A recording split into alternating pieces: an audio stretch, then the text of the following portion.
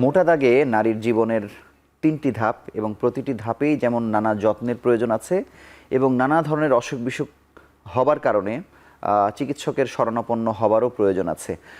আরোগ্য নিকেতনের আজকের বিষয় আমরা দিয়েছি নানা ধাপে নারীর স্বাস্থ্য। এই বিষয়ে কথা বলতে আমাদের স্টুডিওতে ৩জন নারী উপস্থিত হয়েছেন, ৩জনই বিশেষজ্ঞ চিকিৎসক। আমরা পরিচয় করিয়ে দিচ্ছি। আমাদের সঙ্গে আছেন অধ্যাপক ডাক্তার রওশনারা বেগম, সাবেক প্রেসিডেন্ট OGSB। সঙ্গে আরও আছেন অধ্যাপক ডাক্তার জিন্নাত আরা নাসরিন, মহাসচিব বাংলাদেশ মেনোপজ সোসাইটি। সঙ্গে আরও আছেন ডাক্তার শারমিন আব্বাসী, গাইনোকোলজিস্ট ও বন্ধ্যাত্ব বিশেষজ্ঞ। আপনাদের ৩জনকে স্বাগত জানাচ্ছি আমাদের স্টুডিওতে।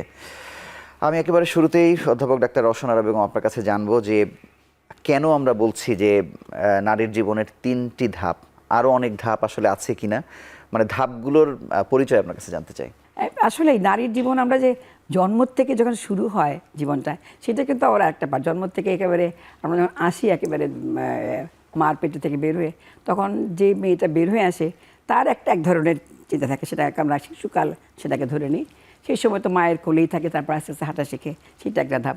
তারপর একটা স্পেশাল যে জিনিসটা আমরা সবচেয়ে বেশি চিন্তা করি যে কিশোরী সময়টা, কিশোর বা কিশোরী অ্যাডোলেসেন্স হেলথ যেটাকে বলে, এগুলো one of the most important time মেয়েদের জীবনে, নারীর জীবনে। আমরা বলি যে আমরা আছি বাপের ঘরে, তারপর স্বামীর ঘরে, তারপর আমার কোনো ঘর নাই, শেষ জীবনে মেনোপজ যেটা হয়। তো কাজে 3টা ধাপ এভাবে আমরা ভাগ করে নেই। যদি বলি যে কিশোরী সময় একটা, তারপর একটা প্রজনন স্বাস্থ্য সময় যখন সে সন্তান জন্ম দেবে বা তার আরও অনেক কিছু কমপ্লেন থাকে, তারপর একটা সময় আসে তার মাসিক বন্ধ হওয়ার পরে তার সারা জীবনের আরেকটা পর্যায়ে মেনোপজ। তো এইরকম 3টা ধাপে করিতে আমি যদি প্রথম ধাপটাই বলি যে জন্মের পরেও একটা সময় যেটা সবচেয়ে ইম্পর্ট্যান্ট, যেটা 10 থেকে 19 বছর পর্যন্ত, এই সময়টাকে আমরা ধরে নিই যে আসলে কিশোরী সময়। এবং এই সময়টাই কিন্তু দেহের মধ্যে নানা ধরনের পরিবর্তন হয়। শুধু দেহে না, তার কিন্তু মানসিক পরিবর্তনও হয়।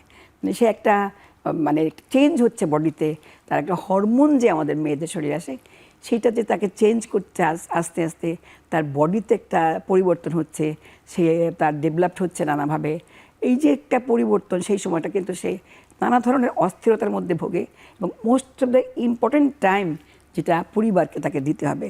এবং আমি মনে করি যে আসলেই কিশোরী স্বাস্থ্যের উপরেই পরিবার এবং রাষ্ট্রে কিন্তু সবচেয়ে হায়েস্ট ইনভেস্টমেন্ট করা দরকার, from mental and others respect থেকে।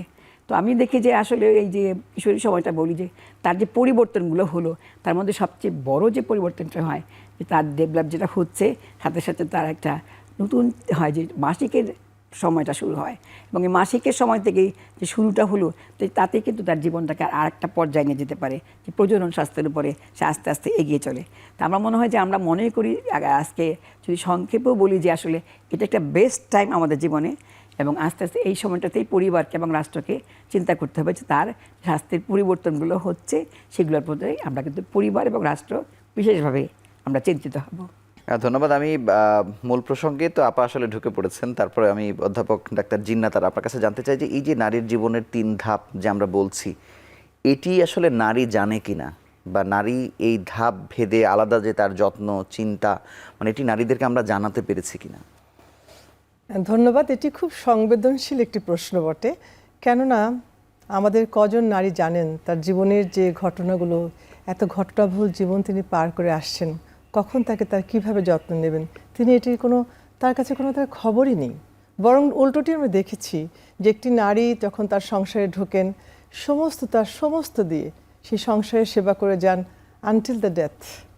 এবং আমরা দেখেছি যেটি ম্যাডাম বলেছেন, একটি কিশোরী মেয়ে যখন তার বিয়ে হয়ে যায় আমাদের দেশে দুর্ভাগ্যজনকভাবে আগে, তারপর তিনি যখন ঢোকেন, তারপর তার সন্তান হয়, তখন তার দিকে তার নজর নেই, সন্তানের দিকে তার নজর।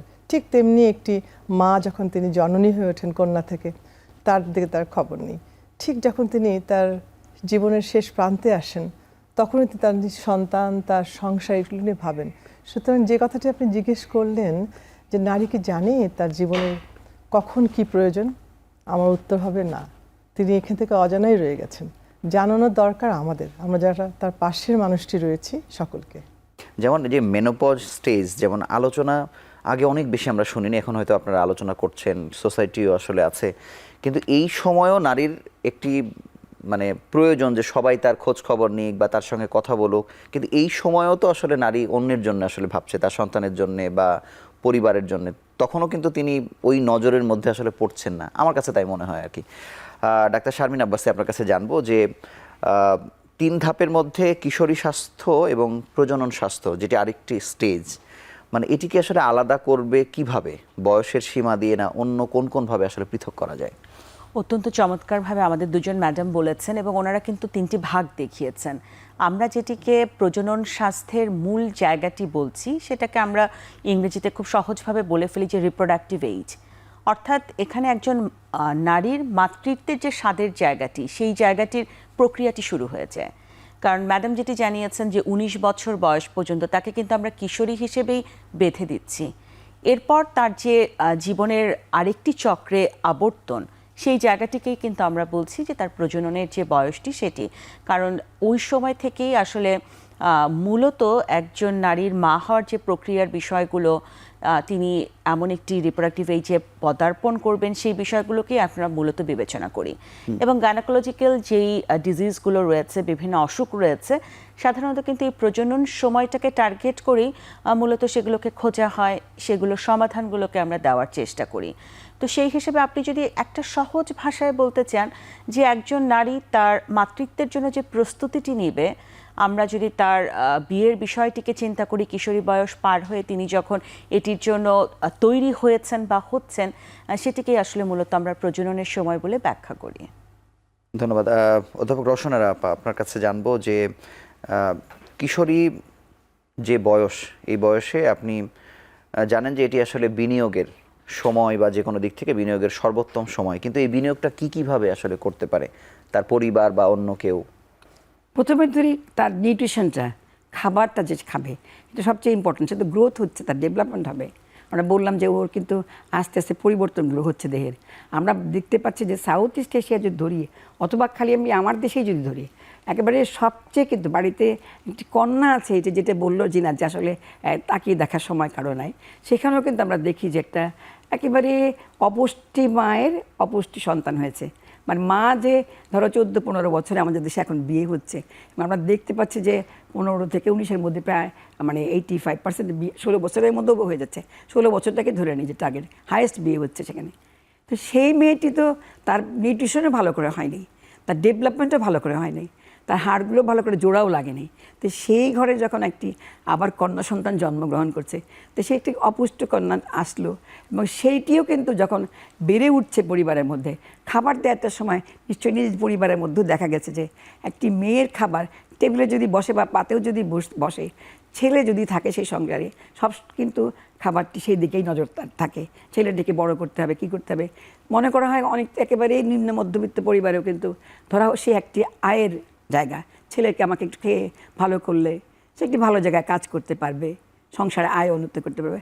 আর মেয়ে এসে তো আচ্ছা 13-14 হলো, মাসিক হয়ে গেলো, তার বিয়ের জন্য চিন্তা করবে। তো এই অপুষ্টি মায়ের অপুষ্টি একটি কন্যা সন্তান হচ্ছে, কাজে এটা খুবই জরুরি আমাদের এই সময় যে আমরা। কিন্তু আমি একটু জানতে চাই যে এখন কিন্তু আপনি দেখবেন যে একটি নিম্নবিত্ত পরিবারেও একটি নারীর জন্য মানুষের আগ্রহ নতুন করে তৈরি হয়েছে, মানে একটি কন্যা সন্তান যদি জন্মগ্রহণ করে, এবং আমাদের শহুরে জীবনেও অনেকের মধ্যে দেখা যায় যেটা অপেক্ষা আছে, কিন্তু বিনিয়োগের ক্ষেত্রে সেই চিন্তাটাই আসলে এসেছে কিনা। হয়তো আমি পছন্দ করছি যে ঠিক আছে আমার একটা কন্যা সন্তান হোক, কিন্তু তাকে কিভাবে ভালো করে গড়ে তোলা বা তার মানসিক অবস্থার দিকে খেয়াল রাখা, সেই নজরটা আমরা দিতে পেরেছি কিনা। না, সেটা সেই জন্যই বললাম যে ও তো অপুষ্টি যেটি বলছেন যে আসলে দিচ্ছে, আমরা অ্যাজ এ হোল এখনও পর্যন্ত যতই বলি না কেন যে আমরা কন্যা সন্তান হলে আমরা কিন্তু আমাদের যে 3 জন বসে আছি, আমাদের প্র্যাকটিক্যাল লাইফে আমরা দেখতে পারি এখনও বহু কন্যা সন্তান কিন্তু আমাদের চেম্বারই ফেলে যাচ্ছেন। অনেকেই বলেন যে কন্যা সন্তান হয়েছে, এবং সাধারণ একেবারে যদি আমরা সরকারি পর্যায়েও দেখি, বহু হসপিটালে এখনও পর্যন্ত আমরা যদি একসাথে বসি, এই দৃশ্য এখনও দেখতে পাই। অবশ্যই পট পরিবর্তন করতে হবে। আজকে নারীরা সামনে আসছে, এগিয়ে আসছে, এবং আমরা দেখেছি যে স্কুলগুলোতে কিন্তু নারীদের শিশু যারা পড়তে আসবেন প্রাইমারি লেভেল থেকে কিন্তু আমাদের একেবারে ক্লাস 8 পর্যন্ত ফ্রি, তারপরেও পড়াশোনার অনেক বই থেকে শুরু করে সব দেওয়া হচ্ছে। তারপরেও যেন আমরা কেন রাখতে পারছি না। আমি মনে করি যে এই যে আপনারা মিডিয়াতে বলছেন বারবার, এইটাকে কিন্তু খুব জরুরিভাবে দেওয়া দরকার যে আমার একটি নারীকে একদম পুষ্টিকর ভালো খাবার দিয়ে তাকে গড়ে তুলতে হবে।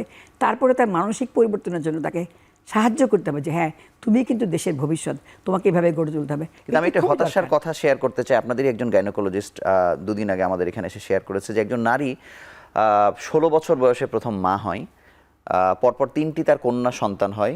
চতুর্থ সন্তান কন্যা হবার কারণে তিনি এত বেশি ভীতির মধ্যে পড়ে গেছেন পরিবারের পক্ষ থেকে, শ্বশুরবাড়ির পক্ষ থেকে, সেই সন্তানটাকে তিনি আসলে অ্যাবর্শনের ট্রাই করেছেন আর কি। এরপরে আসলে সেই নারী পৃথিবী থেকে বিদায় নিয়েছে এবং তাকে আইসিইউতে যেতে হয়েছে। মানে কতটা যন্ত্রণার মধ্যে দিয়ে আসলে যেতে হয়, যে আমি কন্যা সন্তান জন্ম দিলেও তাকে ভয় পেতে হয়, অথচ এখানে তো আসলে আনন্দের কথা ছিল যে একজন সন্তান পৃথিবীতে এসেছে মূলত। আমি আসবো অধ্যাপক ডাক্তার জিন্নাত আরা, আপনার কাছে জানতে চাই যে মেনোপজ সোসাইটির আপনি মহাসচিব, এটি নিয়ে আলোচনা আপনারাই শুরু করেছেন বাংলাদেশে, এই জন্য আবারও আপনাদেরকে অভিনন্দন জানাচ্ছি। মানে কতদূর আগালো এই আলোচনা, বা মেনোপজাল স্টেজটা আসলে কখন থেকে শুরু, সেটি যদি আমাদের ধারণা দেন। মেনোপজ আসলে আমরা বলি কখন, যখন একটি নারী তার, যেটি ডক্টর শারমিন বলেছিল যে রিপ্রোডাক্টিভ লাইফ তার শেষের দিকে তিনি আসেন। ধরুন এটা 50 বছর যদি আমি মাঝামাঝি ধরে, তার 5 বছর আগে 45-55 এই বয়সের মাঝামাঝি 50 ইয়ার্স বা 50 বছরে সাধারণত একটি নারীর মাসিকটি চিরতরে বন্ধ হয়ে যায়, একেবারেই বন্ধ হয়ে যায়, আর সন্তান সম্ভাবনাও হয় না, মাসিকও হয় না। ঠিক ওই মোমেন্টকে বা ওই সময়টিকে আমরা বলি মেনোপজ। এখন মেনোপজ কতদূর এগোলো, আপনার যে প্রশ্নটি, আমরা যদি সারা পৃথিবীর দিকে তাকাই, ইভেন আমার পাশের দেশে তাকাই, ইউরোপিয়ান কান্ট্রি যেগুলো বড় বড় দেশ রয়েছে, সেখানেও দেখা গেছে মেনোপজ সারা আবহমান কাল ধরে অবহেলিত হয়ে এসছে। এবং এত অবহেলা, এত মানে এটিকে না দেখা, এটিকে না মূল্যায়ন করা পৃথিবীতে আর অন্য কোনো স্টেজ অফ লাইফের হয়নি, যেটি আজকে ইন্টারন্যাশনাল মেনোপজ সোসাইটি, আমাদের সোসাইটি, সকল সোসাইটি অনুধাবন করেছে। করে এবারে যে বিশ্ব মেনোপজ দিবস পালিত হয়েছে, তার প্রধান প্রতিপাদ্য বিষয় রাখা হয়েছে মেনোপজ এবং মেনোপজ হরমোন থেরাপি। তার মানে মেনোপজকে আলোয় নিয়ে আসতে চেয়েছে মানুষ, জানাতে চেয়েছে যে এটি এমন একটি অধ্যায় যেখানে একটি নারীর বিশেষ মূল্যায়ন দরকার, বিশেষ যত্ন দরকার। যেমন গর্ভবতী নারীর একটি যত্ন রয়েছে, ম্যাডাম সুন্দর করে কিশোরী নারীর কথা বলেছেন, তেমনি মেনোপজ এমন একটি অধ্যায় যেখানে সকলেই তার প্রতি হবেন সহানুভূতিশীল। এই যে নারী সারাটি জীবন সংসারের দিনে দিয়ে গেছেন, তার জীবনের সুন্দর মুহূর্তগুলো, মহামূল্যবান মুহূর্তগুলো তিনি সংসারকে দিয়েছেন, সন্তানদের দিয়েছেন, সকল পৃথিবীকে দিয়েছেন, সোসাইটিকে দিয়েছেন। এই সময় তার নিজের দেখার পালা, তাকে যত্ন করার পালা। আমি একটু অ্যাড করি জিনা যে অবশ্যই। যে আসলে best part of our life, তাই না? কারণ ও দিয়েছেন না, ও কিন্তু দিয়েই যাবেন, কারণ লনজিভিটি বেড়ে গেছে আমাদের। জি। আমরা এখন 73 বছর পর্যন্ত আমাদের মানে শুরু যায়, সে মানে বাঁচবো বলে মানে এই জার্নিটা আরো বড় আরো হয়েছে ওটা আর কি। যদি 45 to 50ও ধরি মেনোপজ হলো, তারপরে কিন্তু একটা বিশাল সময়, 23 বছর বা 24 বছর আরো বাঁচবে। কাজে দিয়েছেন বলে বলছি না, দিয়েই যাবেন। এবং আমি মনে করি বাংলাদেশে বা এই সাউথ ইস্ট কান্ট্রিতে এই বয়সে কিন্তু ম্যাক্সিমাম নারীরা কিন্তু এগিয়ে এসছে, বিভিন্ন রাষ্ট্রের প্রধান হচ্ছে, বিভিন্ন জায়গায় তারা বটেই। বিভিন্ন গবেষণা কাজে নিয়োজিত হচ্ছে। তা আমার মনে হয় তাদের তো চিন্তামুক্ত জীবন, তাই না নিজেরা? জি। কাজে এটা আমরা বলবো যে দিয়েই যাবে আরো সমাজকে। আমি ম্যাডামের মানে- সাথে সাপ্লিমেন্ট করছি যে এটিকে আর বলা হয় রিওয়ার্ডিং ফেজ। মানে এটি একটি এমন সময় যে এই নারীটি তখন তার পিছনে ফেরার পালা নেই, সংসারে তার ছেলেমেয়ে বড় হয়েছে, যে যার তার অবস্থানে বাস করছেন, তিনি আর তার হাজবেন্ড আছেন, বা অনেকের হাজবেন্ড নেই, না ফেরার দেশে চলে গেছেন, তবুও তার বান্ধবীরা রয়েছেন। তো এখন এই সময়টি যেটি ম্যাডাম খুব সুন্দর করে আমাকে সাপ্লিমেন্ট করেছেন, যে তার কিন্তু দেবার পালা। এটি এমন নয় যে তার দেওয়া শেষ হয়ে গেছে, বরং তার এই যে তার এতটা জীবনের অভিজ্ঞতা, এটিকে তার মূল্য একটি অ্যাসেট ধরে নিয়ে তিনি সংসারে দিতে পারেন। বাট পাশাপাশি এটিও বলবো ম্যাডাম যে তাকে শুধু দিয়েই যাবেন একজন, সেটি কেমন করে হয়? পৃথিবীটাতে দেয়া নেওয়ার পালা। সুতরাং আমার মনে হয় পাশের মানুষটি যারা রয়েছে, আমরা সকলে যারা রয়েছি, তাকেও আমাদের দেবার সময়। আমার মনে হয় পরিবারকে সবচেয়ে একেবারে। বড় নজর দিতে হবে। পরিবার, Family সমাজ মেনে, এবং সরকার, সরকার সবাইকে। তিনজনকে এগিয়ে আসতে হবে। একটি মানুষকে পথে চলতে হলে তার সুন্দর মেনোপযোত্তর জীবনকে, তার জীবনযাত্রা, যাপিত জীবনকে অর্থবহ সুন্দর করতে হলে তার পাশের মানুষগুলো, তার সহযোগিতা সমাজ করতে হবে। এবং সরকার। খুব আমি সুন্দর করে একটু বলেছেন। add করছি, আমরা একটা ছোট্ট বিরতি নিয়ে আমরা আবার আলোচনায় ফিরছি।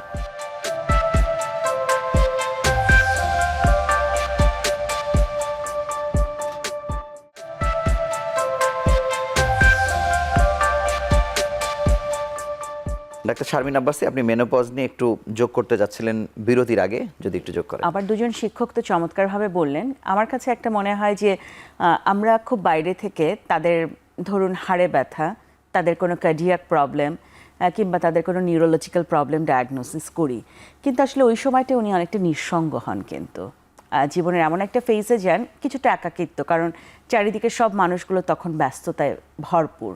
সেই জায়গায় একটু মনস্তাত্ত্বিক জায়গাতে যে তার একটা বড় সাপোর্ট দরকার, যার মেন্টাল হেলথের যে ইম্পর্টেন্সটা, এটা যেন আমরা পরিবারে যারা আছি আমাদের মায়েদের জন্য ওটা যেন একটু আমরা মাথায় রাখি। অবশ্যই, কারণ হচ্ছে যে ওই সময়ও কিন্তু ওই নারী বা ওই মা মানে সবসময় চান যে না, আমার জন্য এত কিছু করার দরকার নেই, এটি তিনি বলবেন, কিন্তু সেই সময় পরিবারকে বুঝতে হবে ওনার জন্য সর্বোচ্চ সাপোর্টটা তৈরি করে দেয়া।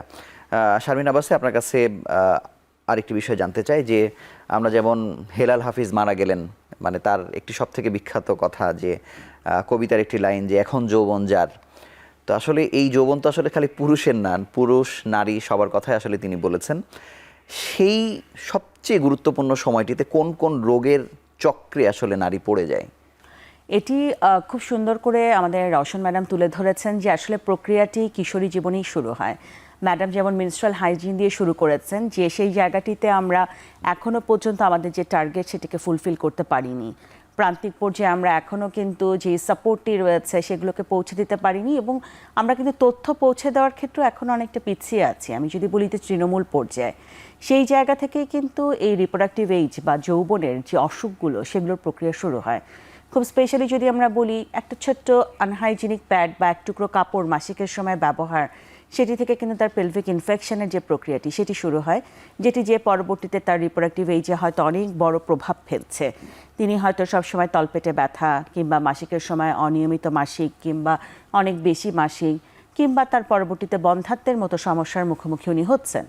এবং দেখা যাচ্ছে যে খুব ছোট বয়সেই এই অসুখগুলো হয়তো তার 45-এর পরে হওয়ার কথা, কিন্তু আমরা এখন এই ডিজিজগুলো 30-35-এই দেখছি আমাদের মেয়েদের হচ্ছে। এবং ভেরি কমনলি আমরা বলবো শহুরে জীবনে এবং গ্রামীণ জীবন দুটো জায়গাতেই এন্ডোমেট্রিওসিস, মাসিকের সময় তীব্র ব্যথা, সেটার ফলপ্রসূতে বন্ধ্যাত্ব, পলিসিস্টিক ওভারি সিনড্রোম, সেটার ফলপ্রসূতে বন্ধ্যাত্ব, এই সংযোগগুলো কিন্তু প্রতিনিয়ত দেখতে পাচ্ছি। এবং দেখবেন যে অনিয়মিত মাসিক, এই টার্মটি কিন্তু এখন অনেক বেশি ইউজ করা হচ্ছে, এটিকে আমরা পাচ্ছি। আবার এমন অনেক নারীদেরকে আমরা এখন ডায়াগনোসিস করতে পারছি যারা 30-35 বছর বয়সেই, যখন হয়তো তার মেনোপোজে চলে যাওয়ার কথা নয়, কিন্তু তিনি পা দিচ্ছেন, যেটাকে হয়তো আমরা বলছি প্রিম্যাচিউর ওভারিয়ান ফেইলিউর অথবা প্রিম্যাচিউর ওভারিয়ান ইনসাফিসিয়েন্সি আমাদের ভাষায়। অর্থাৎ আর্লি মেনোপোজে আমাদের মায়েদের পদার্পণ হচ্ছে। এবং আপনি জানেন যে যেমন অ্যাডোলেসেন্টে কিশোরী অবস্থায় বিয়ে হচ্ছে, আবার মেয়েরা কিন্তু এখন এল্ডার অবস্থায় বিয়ে করছে। 35-এর পরে আমরা দেখছি যে তাদের কনজুগাল লাইফটা শুরু হচ্ছে, এবং সেই সময়টিতে নন কমিউনিকেবল যে ডিজিজগুলো রয়েছে, স্পেশালি ডায়াবেটিস এবং প্রেশার, এ দুটোর প্রকটও কিন্তু আমরা দেখেছি যে গত 10 বছরে শতকরা হার যদি আমরা হিসেব করি এবং সেটি রিলেটেড কমপ্লিকেশন যদিগুলো হিসেব করি, তাহলে কিন্তু অনেক বেশি বেড়ে গেছে। আমি যদি একেবারে চিকিৎসকদের জীবনে একটু ঢোকার চেষ্টা করি, এই যে আপনার MBBS করা, FCPS করা, মানে অধিকাংশের মধ্যে এই প্রবণতা যে মানে 35-এর পরে তিনি সন্তান নেয়ার কথা চিন্তা করছেন এবং সেই সময় তিনি ফেল করছেন। মানে চিকিৎসকের কথা এই জন্য বলছি যে তারা তো সব থেকে সচেতন, এটার মধ্যে দিয়েই যাচ্ছেন, মানে এই জায়গাতে একটা বড় ভুল করে ফেলছেন কিনা আপনি কি মনে করেন?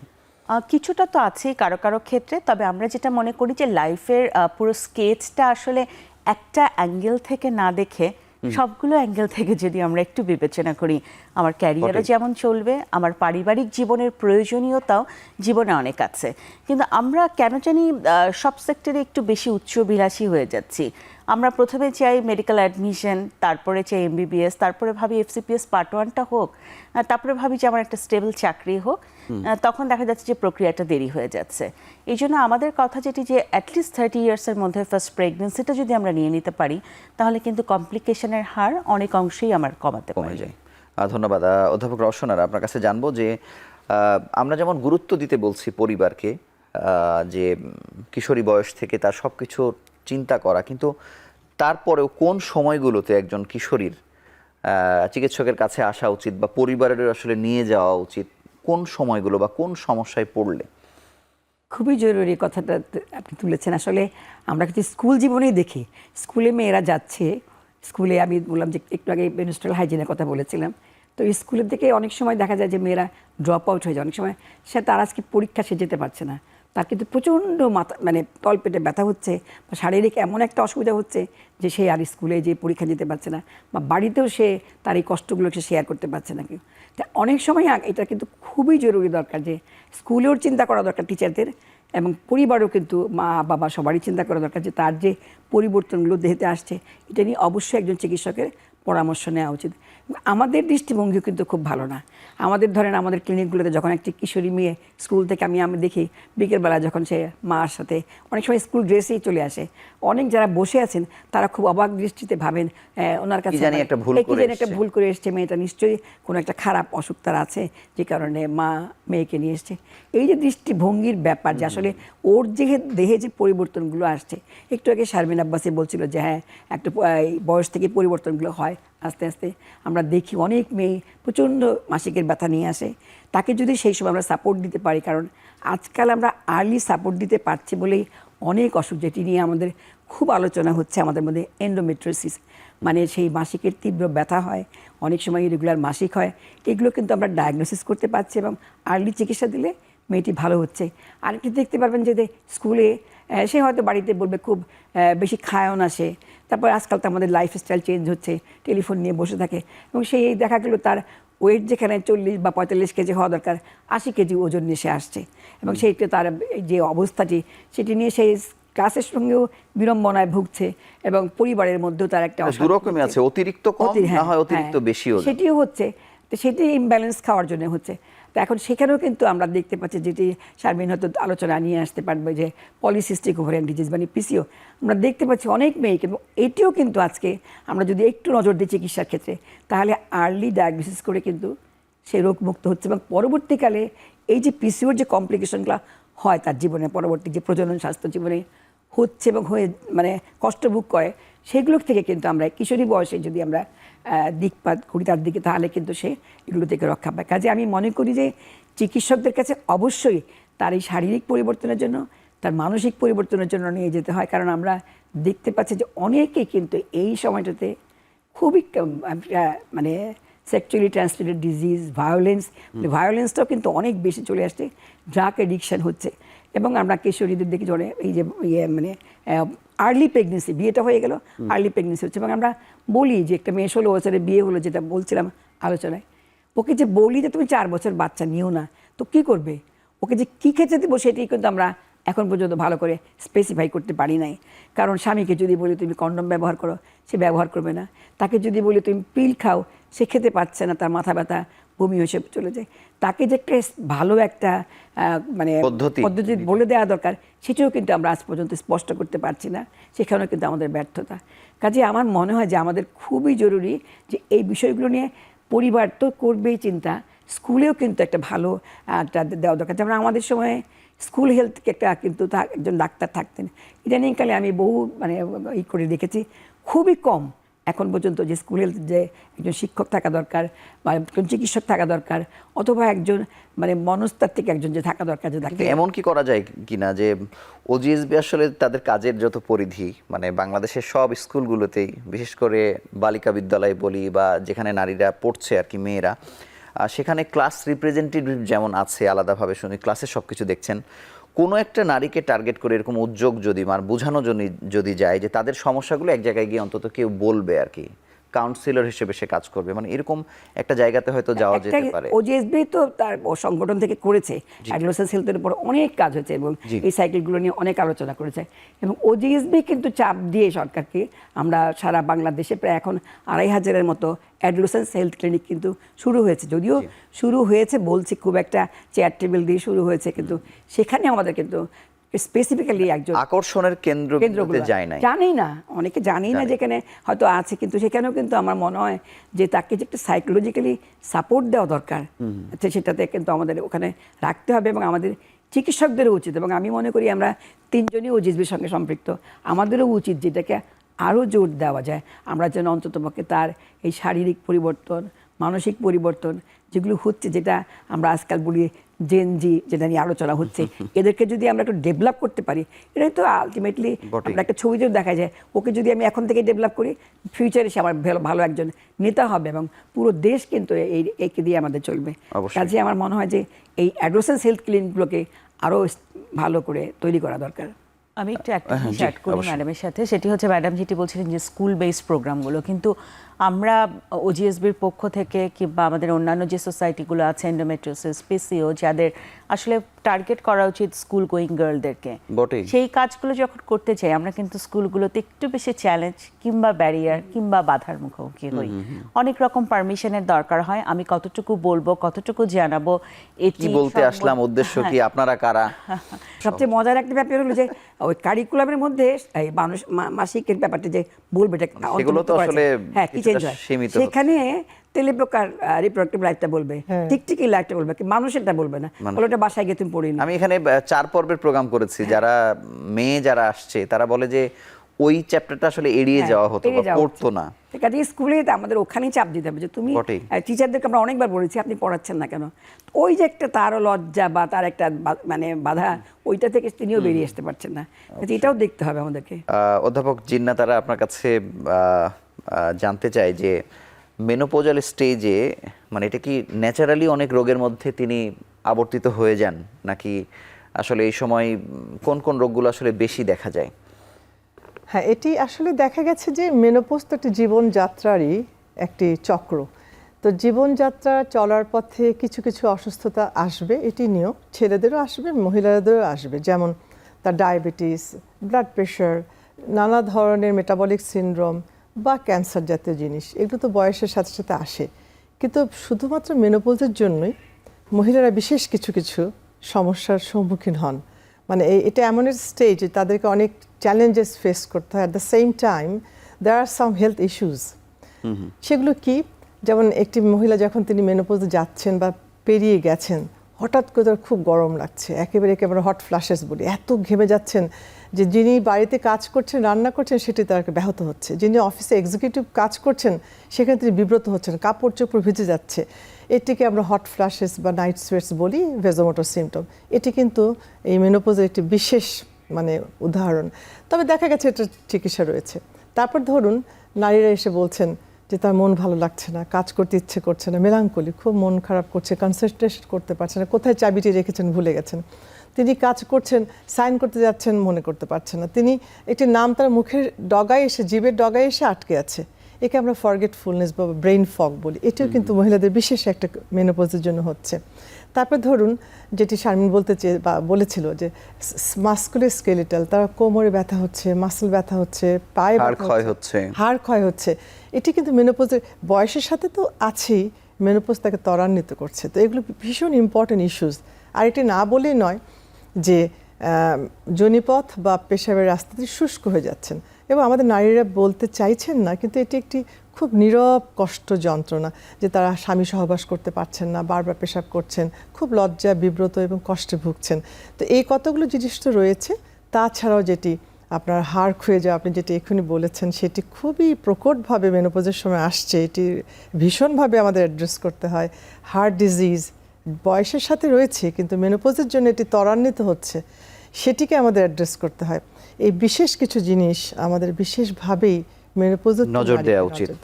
আপনাকে ধন্যবাদ। সরকারের নীতিমালায় কিন্তু মেনোপজাল ক্লিনিকগুলো আছে, কিন্তু ফুল ফাংশনিং করা সেগুলো, এটাও আসলে একটা বড় চ্যালেঞ্জের মধ্যে দিয়ে আমরা সময় পাই। যেমন আজকে আমি শুনলাম যে এটার ক্লিনিক আছে। এখন না সরকার কিন্তু তেমন কোনো এখন মানে আমাকে বলতে বাধ্য হচ্ছি, আমাদের দেশে না, এভরিহোয়ার মেনোপজ ক্লিনিক বা কর্নার এখনো তারা করেননি। আমরা প্রপোজ করেছি, হয়তো ভবিষ্যতে আশার আলো দেখব। আমরা আসবো, আমরা আরো একটি ছোট্ট বিরতি নিয়ে আবার আলোচনায় ফিরছি।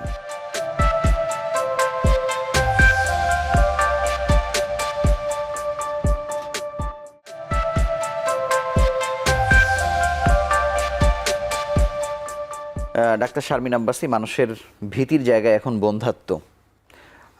এই বন্ধ্যাত্বের ক্ষেত্রে চিকিৎসায় সফলতার বিষয়টি কেমন? আবার হচ্ছে যে মানুষের মানে বিক্ষিপ্ততা, বিভিন্ন জায়গায় এই পিচমিল করে আলাদা আলাদা করে চিকিৎসা নেবার যে প্রবণতা, বা দেশের বাইরে চলে যাওয়ার মানে মনে হচ্ছে যে দেশের বাইরে গেলে উনি সফলতা পাবেন, মানে এই জায়গাগুলোতে আপনার বক্তব্য জানতে চাই। এটি আসলে খুব ভালো একটি প্রশ্ন এবং সময় উপযোগী প্রশ্ন, কারণ এই জায়গাটি নিয়ে আমরা আসলে অনেক বেশি স্ট্রাগল করছি। কারণ বন্ধ্যাত্বের চিকিৎসার যে বিষয়গুলো রয়েছে তার প্রত্যেকটা ধাপই কিন্তু বাংলাদেশে আছে।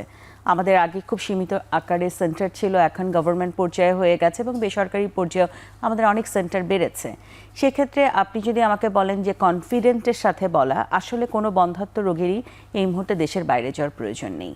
এবং সময়ের সাথে এটার প্রিভিলেন্সটা বেড়েছে এ কারণেই, কারণ মানুষ সচেতন হয়েছে, সে এখন খুঁজে বের করে, কিংবা তিনি অ্যাড্রেস করে, কিংবা তিনি যখন দেখে 6 মাস 8 মাস তার প্রেগনেন্সি হচ্ছে না, তিনি চিকিৎসকের কাছে আসছেন। আগের থেকে এটি তার আসার প্রবণতা বেড়েছে, যার ফলে আমরা রোগীও কিন্তু বেশি পাচ্ছি। আর যেটি দিয়ে আমি শুরু করেছিলাম যে যেহেতু এখন একটু বয়সী যে মেয়েদের বিয়ে হচ্ছে, এটিও কিন্তু তার ওভারি রিজার্ভ কমে যাওয়ার একটা কারণ, যেটি বন্ধ্যাত্বের একটি কারণ। এবং এর সাথে সাথে পুরুষ বন্ধ্যাত্বে যে বিষয়টি আছে, সেই জায়গাতে সচেতনতা যেমন বাড়া দরকার ছিল ততটা না বাড়লেও কিছুটা বেড়েছে, যার ফলে সেটিও অ্যাড্রেস হচ্ছে। সেক্ষেত্রে প্রথম উত্তর হবে যে বিদেশে যাওয়ার কোনোই প্রয়োজন নেই, আমরা সবই এখানে সাহায্য করতে পারি। শুধুমাত্র ডোনেশনের যে ব্যাপারটা থাকে, যে যখন কারো ওভারি ফেইল করে, ওভাম ডোনেশনের যে বিষয়টি রয়েছে, ইসলামিক দৃষ্টিতে সেটিকে পুরোপুরিভাবে এবং আমাদের দেশের লয়ের দৃষ্টিতে আমরা ওভাবে সাপোর্ট করতে পারি না, সেই জায়গাতে আমাদের হয়তো একটি সীমাবদ্ধতা রয়েছে। আইভিএফএস সেন্টার এখন সরকারি বেসরকারি পর্যায়ে বেড়েছে। আমি অন্য একটি বিষয় জানতে চাই যে আমরা অনেক গাইনোকোলজিস্টদের ডেজিগনেশনের ক্ষেত্রে আমরা অনেক কিছু দেখি, অমুক বিশেষজ্ঞ, এই বিশেষজ্ঞ, এই বিশেষজ্ঞ আছে, এবং অবশ্যই তারা যৌক্তিকভাবে সেটি লিখছেন। কিন্তু এই যে এর মধ্যেও আমরা দেখি যে আসলে বন্ধ্যাত্ব বিশেষজ্ঞ লিখছেন, কিন্তু এই বন্ধ্যাত্বের চিকিৎসা কারা দিবেন, এই জায়গায় যারা আসলে মা হতে পারছেন না, তারা কি দেখে কার কাছে যাবেন, নাকি এই যার কাছে চলে গিয়েও কি আসলে বিপদে পড়ছেন কিনা বা সময় ক্ষেপণ হচ্ছে এটি কিনা? হচ্ছে কম্প্রিহেন্সিভ একটা ম্যানেজমেন্ট, এটার বিভিন্ন স্টেজ রয়েছে। ফার্স্ট স্টেজের যে ম্যানেজমেন্টটি, প্রথম ধাপ, এটি দিতে পারেন যে কোনো বিশেষজ্ঞই, যিনি ওবিজিওয়ানে হয়তো উনি ফেলোশিপ করেছেন, ওনার এফসিপিএস বা এমএস আছে। কিন্তু দ্বিতীয় এবং তৃতীয় ধাপের জন্য যিনি designated for the infertility treatment, তার কাছে যাওয়াটাকে আমরা বেস্ট মনে করি। মানে সেটা উনি বুঝবেন কিভাবে? সেটি বুঝবেন যেমন উনি কিভাবে সেটি সচেতনতা সৃষ্টির মাধ্যমে, যে যিনি ডেজিগনেটেড সেন্টারের মাধ্যমে কিংবা ডিপার্টমেন্টের মাধ্যমে উনি বন্ধ্যাত্ব নিয়ে কাজ করছেন। এবং এখানে অ্যাজ এ ফিজিশিয়ান আমাদের কিন্তু একটা রেসপন্সিবিলিটির জায়গা রয়েছে, সেটি হচ্ছে যে এই পেশেন্টটা আমার লেভেলে চিকিৎসা পাওয়ার মতো কিনা, I need to refer this patient or not, এই যে জাজমেন্টাল ইস্যু। কারণ এখন আমরা দেখব যে যিনি ডেলিভারি করছেন, যিনি পিপিএইচ ম্যানেজ করছেন, যিনি ব্লিডিং ম্যানেজ করছেন, তিনি আবার হয়তো বন্ধ্যাত্বের চিকিৎসা দিচ্ছেন। সেখানে একজন চিকিৎসকের সঠিক সিদ্ধান্ত নেওয়া, রোগীটি কতক্ষণ, মানে আমি এরকম অনেক রোগীর ইন্টারভিউ নিতে গিয়ে দেখেছি যে 9 বছর ধরে তিনি ঘুরছেন, সমস্যা খুবই সাধারণ, একজন চিকিৎসকের কাছে এসেই প্রবলেম সলভ হয়ে গেছে। তাহলে এটা তো আমাদের জন্য তো ওই নারীর সঙ্গে অত্যাচার করছি আর কি আমরা।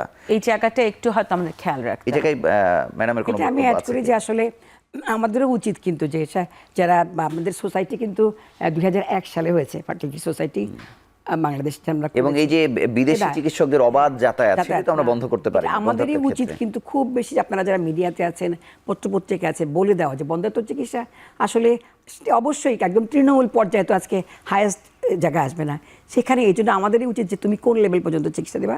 এবং নারীদেরও আমাদের বলা উচিত যে আসলে আপনার মাসিক ঠিক মতো হচ্ছে কিনা বা কেন কয় বছর ধরে বাচ্চা হচ্ছে না, এগুলো জেনে একদম প্রাথমিকভাবে চিকিৎসা যে নিয়ে আসেন, সেখান থেকে কিন্তু সিম্পলি একটা যেটা বললো যে এফসিপিএস পাস করা বা যে কোনো এমবিবিএস ডাক্তারও কিন্তু বলতে পারে যে না সাইকেলটা তার রেগুলার হচ্ছে কিনা, হিস্ট্রি ঠিক মতো নিলে সেখানে ওই চিকিৎসা তিনি অল্পতেই দিয়ে যেতে পারেন, তাকে অ্যাসিওর করতে পারেন যে হ্যাঁ আপনার ভয়ের কিছু নেই, বা এই টেস্টগুলো করে আপনি ওইখানে যাবেন আপনার পরবর্তীকালে। এগুলোকে চেইন অফ যদি থাকে, বেস্ট চিকিৎসা বাংলাদেশে এখন হচ্ছে, আমি বলবো যে বাইরে যাওয়ার কোনোই দরকার নাই। এবং এইটা কিন্তু আমাদের দায়িত্বের মধ্যেই পড়ে যে আমরা বলে দিব যে আপনি এই পর্যন্ত দেবেন, আপনাকে ওখান থেকে আসার দরকার নাই। একেবারে তৃণমূল পঞ্চগড় থেকে একটা রোগী এখনই কিন্তু একেবারে হায়ার সেন্টারে আসবে সেটা না, সেখানে যদি শুনে, এবং আমরা ডাক্তাররা এইটুকুই শুনছি না, মানে ঠিক আছে, মানে এখানে মায়েদের যেমন সমস্যা আছে যে তারা যেমন খুব অস্থির থাকেন, খুব দ্রুত রেজাল্ট পেতে চান, এটিতে তাদের পক্ষে সীমাবদ্ধতা, পারিবারিক সামাজিক চাপ দুটোই কিন্তু দুটোই আছে আর কি। কিন্তু এটাও ঠিক যে আমি যার কাছে গেলাম তিনি দায়িত্বশীল আচরণ করবেন, এটাতে সেইটাই আমাদের বলতে হবে। তো আমরা কিন্তু আসলেই একটা পেশেন্টকে এত ধরনের টেস্ট করতে দেয় যে সেই ওখান থেকে তারপরে একটা তো নিম্নবিত্ত, মধ্যবিত্ত, উচ্চবিত্ত সব পর্যায়ে আছে, হুট করে যদি একটা মেয়ে আসার সঙ্গে সঙ্গে হিস্ট্রি শুনলে কিন্তু অর্ধেক চিকিৎসা তার ওখানেই হয়ে যায়, তো তার কীরকম অসুবিধা। এবং একইভাবে সরকারি যে সেন্টারগুলো হয়েছে, ঢাকা মেডিকেল কলেজ হাসপাতাল বা বঙ্গবন্ধু শেখ মুজিব মেডিকেল বিশ্ববিদ্যালয়, আমরা আসলে খোঁজ নিয়ে দেখেছি তাদের সফলতা আছে, কিন্তু এখানে যে মানুষ পূর্ণাঙ্গ সেবা পাবে সেই জায়গাতে মনে হয় এখনো তারা তৈরি হতে পারছে না। পারলে হয়তো এত সমস্যা হতো না, কারণ মানুষ তো মানে এই যে টেস্টের এত কিছু দরকার সেটি বেসরকারি পর্যায়ে আসলে মানুষের পক্ষে আসলে এটি করা সম্ভব না। আমি খুব সংক্ষেপে 1 মিনিটে অধ্যাপক ডাক্তার জিন্নাত আর আপনার কাছে জানতে চাই যে কিশোরী বয়সে যেমন বাবা মায়ের ওই কিশোরীকে চিকিৎসকের কাছে নিয়ে যাওয়া উচিত, তখন তো সমস্যার শুরু বা সম্ভাবনারও শুরু, কিন্তু মেনোপজাল স্টেজে আসলে অনেকগুলো সমস্যার মধ্যে তিনি থাকেন। এই সময়ও রুটিন চেক আপের মতো করে আসলে তাদের চিকিৎসকের কাছে নিয়ে আসা উচিত। হ্যাঁ, এটি তো আমার মনে হয় সবচেয়ে গুরুত্বপূর্ণ প্রশ্ন। ধরুন মেনোপজ কেন, প্রতিটি পুরুষ এবং নারীদের যখন তারা বয়স ঊর্ধ্বে হচ্ছেন তাদের বছরেতে একবার চেক আপ করতেই হবে। সেটি তার একদম এক্সিকিউটিভ চেক আপ বলি আমরা। ভালো থাকুন নাইবা থাকুন, তাতে কি হয়, আর্লি ডিটেকশন হয়, এবং আর্লি ডিটেকশন হলে আমরা যদি ঠিক সঠিকভাবে চিকিৎসা দিতে পারি যে কোনো অসুস্থতা তার এগোবে না। সেজন্য আমি মেনোপজ নারীদের ক্ষেত্রে বলবো যে তিনি ভালো আছেন মানলাম, তারপরেও তাকে বছরে একবার ডক্টরের শরণাপন্ন হয়ে তার একটি মানে সমস্ত বডি চেক আপ করা দরকার। আপনাকে অসংখ্য ধন্যবাদ, এবং আমরা শেষ বিরতি নিয়ে আবার আলোচনায় ফিরছি।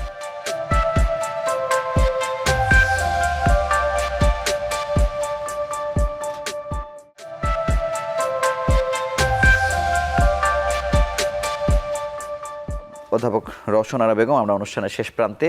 আমরা আবারও একটু সংক্ষেপে জানতে চাই যে এই কিশোরী স্বাস্থ্যের গুরুত্ব আসলে বাড়াতে বা কিশোরীকে সুস্থ রাখতে মানে একেবারে প্রথম থেকে কোন বিষয়গুলো আসলে নজরে রাখা উচিত? সবসময় পরিবারকে আগে নজর দিতে হবে। এই পরিবারের সঙ্গে কিন্তু রাষ্ট্রেরও দায়িত্ব রয়ে গেছে, সমাজের দায়িত্ব রয়ে গেছে। তা আমি মনে করি যে পরিবারকে প্রথমেই চিন্তা করতে হবে যে আমার ঘরে একটি কন্যা শিশু এসেছে, তাকে ভালো করে গড়ে তুলতে হবে। প্রথমেই যে আমরা যে আজকে দেখতে পাচ্ছি যে বাংলাদেশে বাল্যবিবাহ অনেক বেড়ে গেছে, এবং আমরা সেটাকে প্রতিরোধ করতে চাই। এবং জরায়ের যে দেখা গেছে যে মানব দেহে মহিলাদের দেহে একটি মাত্র ক্যান্সার, যেটাকে আমরা ইচ্ছা করলে প্রতিরোধ করতে পারি, এবং সেটি কিন্তু কিশোরী বয়সেই। আমরা যদি ভ্যাকসিনটা দিই, আমরা অবশ্যই চিন্তা করব বাল্যবিবাহ দিব না, আমরা অবশ্যই মেয়েটিকে ভ্যাকসিন দিব, আমরা মেয়েটিকে তার নিউট্রিশন খাদ্য ঠিক মতো দিব, এবং সেই জন্য একজন ভালো মা, ভালো একজন নাগরিক বাংলাদেশে তৈরি হতে পারে, সেই দিকে চেষ্টা করব। আপনাকে অসংখ্য ধন্যবাদ। ডাক্তার শারমিন আব্বাসী, আপনার কাছে একটু জানতে চাই যে রিপ্রোডাক্টিভ এইজে বা প্রজনন স্বাস্থ্যের গুরুত্ব আসলে আমরা কিভাবে দিতে পারি? আমরা আসলে যেটি বলতে চাই, এখানে যেই অসুখগুলো তৈরি হয়, গাইনোকোলজিক্যাল সমস্যাগুলো তৈরি হয়, সেগুলোর আর্লি ডায়াগনোসিস অ্যান্ড স্ক্রিনিং, এই সেট আপটাকে জোরালো করা খুব গুরুত্বপূর্ণ।